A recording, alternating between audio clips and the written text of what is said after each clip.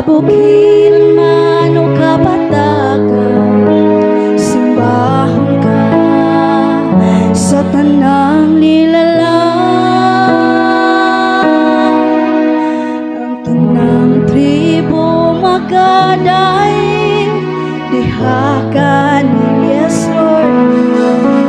Ang tanang dila magasugi na ikaw si Jesus.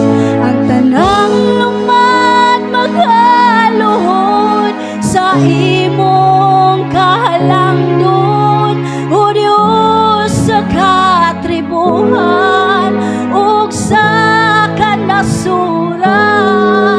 Simbahon ka sa walay katapusan.